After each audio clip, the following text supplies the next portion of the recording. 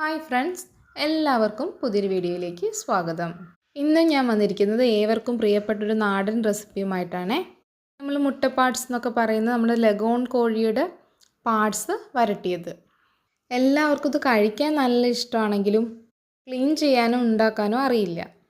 ഞാൻ ഈ വീഡിയോയിൽ എല്ലാം ഡീറ്റെയിൽഡ് ആയിട്ട് പറഞ്ഞു തരുന്നുണ്ട്. വരൂ, നമുക്ക് പെട്ടെന്ന് തന്നെ റെസിപ്പിയിലോട്ട് പോവാം.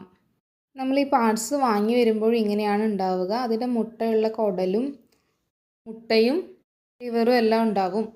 തന്നെ നമുക്ക് ഈ മുട്ടയെല്ലാം ഒന്ന് സെപ്പറേറ്റ് ചെയ്ത് വേറൊരു പാത്രത്തിലോട്ട് മാറ്റി വയ്ക്കാം. ഇതെല്ലാം ഒരുമിച്ചിട്ട് ക്ലീൻ ചെയ്ത് കഴിഞ്ഞാൽ മുട്ട പെട്ടെന്ന് പൊട്ടിപ്പോവും. ഈ കാണുന്നത് മുട്ടയുടെ കുഴലാണ്. ഡയറക്റ്റ് നമുക്ക് വെള്ളത്തിൽ കാണിച്ചിട്ട് ഇങ്ങനെ ക്ലീൻ ചെയ്തെടുക്കാം.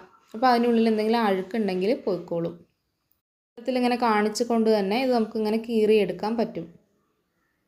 പിന്നെ ചുവട്ടിൽ ഇതുപോലെ ഡയറക്റ്റ് കാണിക്കുന്നതാണ് നല്ലത്. അപ്പോൾ നന്നായി ക്ലീനായി കിട്ടും. പ്രത്യേകിച്ച് അഴുക്കൊന്നും ഉണ്ടാവില്ല, പക്ഷേ അതിൻ്റെ ഉള്ളിൽ എന്തെങ്കിലുമൊക്കെ ഉണ്ടെങ്കിൽ പോവാനാണ് ഇങ്ങനെ ചെയ്യുന്നത്. ഉള്ളത് അതിൻ്റെ കിഡ്നി ലിവറൊക്കെ വരുന്ന ഭാഗമാണ്. എന്നിട്ട് ലിവറൊക്കെ നമുക്ക് ഇതുപോലെ മുറിച്ച് സെപ്പറേറ്റ് ചെയ്ത് മാറ്റി വയ്ക്കാം. ഇനി ഈ ഭാഗമില്ലേ, ജസ്റ്റ് ഒന്ന് കഴുകി കത്തി കൊണ്ട് ജസ്റ്റ് ഒന്ന് വരഞ്ഞിങ്ങനെ കൊടുക്കാം. അതിൻ്റെ ഉള്ളിൽ സഞ്ചി പോലെയുള്ള ഒരു പാട കാണാം. കോഴി തിന്ന് ഫുഡിൻ്റെ വേസ്റ്റൊക്കെയാണ് അതിൽ കാണുന്നത്. അത് പൊട്ടാതെ നമുക്ക് റിമൂവ് ചെയ്യാം. പൊട്ടിക്കഴിഞ്ഞാൽ പ്രശ്നമൊന്നുമില്ല. അങ്ങനെ പൊട്ടാതെ എടുത്തു കഴിഞ്ഞാൽ എളുപ്പത്തിൽ തന്നെ ക്ലീനായി കിട്ടും. ഇത് നല്ല രീതിയിൽ ക്ലീൻ ചെയ്ത് കഴുകി മാറ്റി വയ്ക്കാം.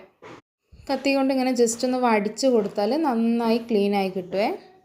ഒന്നുകൂടി ക്ലീൻ ചെയ്യുന്നത് കാണിച്ചു തരാം. ഇങ്ങനെ കത്തി കൊണ്ട് ഇങ്ങനെ വരിഞ്ഞു കൊടുത്തിട്ട് ഇതിങ്ങനെ പൊട്ടിച്ചെടുക്കാം. ഇപ്പോൾ കാണുന്ന യെല്ലോ പാർട്ട് ഇതുപോലെ റിമൂവ് ചെയ്യാം. ഇനി വരുന്നതിൻ്റെ ബാക്കി ഭാഗമില്ലേ, അതും ഇതുപോലെ കീറി ക്ലീനാക്കി എടുക്കാം.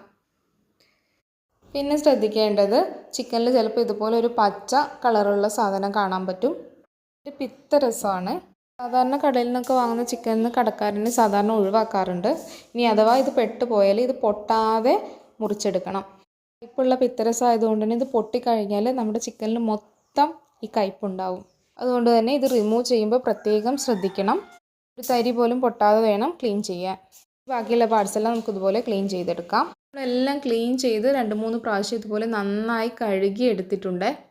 എല്ലാം ഒന്ന് കട്ട് ചെയ്ത് ചെറുതാക്കി കൊടുക്കാം. കത്രിക ഉപയോഗിച്ച് കട്ട് ചെയ്യുന്നതായിരിക്കും എളുപ്പം. എല്ലാം ഇതുപോലെ കട്ട് ചെയ്ത് ചെറുതാക്കി ഒന്നും കൂടി കഴുകിയ ശേഷം നമുക്കിതൊരു കുക്കറിലോട്ട് മാറ്റാം. ഇതെല്ലാം കുക്കറിലോട്ട് ഇട്ട് കൊടുക്കുന്നുണ്ട്. പക്ഷേ മുട്ട ഇപ്പം ചേർക്കില്ല. ചേർത്ത് കഴിഞ്ഞാൽ നന്നായിട്ട് പൊട്ടിയാണ്ട് ഉടഞ്ഞു പോവും. ഇനി ഇതിലോട്ട് ആവശ്യമുള്ള പച്ചക്കറികൾ ചേർക്കാം. ഞാനൊരു സവാള നീളത്തിൽ അരിഞ്ഞെടുത്തിട്ടുണ്ട്. കുറച്ച് വെളുത്തുള്ളി, ഒരു കഷ്ണം ഇഞ്ചി ഇവ ചതച്ചെടുത്തിട്ടുണ്ട്. 2 പച്ചമുളക് നെടുക്കെ കീറിയെടുത്തിട്ടുണ്ട്. ഇതെല്ലാം നമുക്ക് ഈ കുക്കറിലോട്ട് ഇട്ട് കൊടുക്കാം. മസാലപ്പൊടികൾ ചേർക്കാം. 1 ടീസ്പൂൺ മഞ്ഞൾപ്പൊടി, 4 ടീസ്പൂൺ നിറയെ മല്ലിപ്പൊടി, 2 വലിയ ടീസ്പൂൺ മുളക് പൊടി ഇവ ചേർക്കുന്നുണ്ട്. ഇനി 1 ടീസ്പൂൺ ഉപ്പും പാകത്തിന് വെള്ളവും ഒഴിച്ച് നന്നായി വേവിച്ചെടുക്കാം.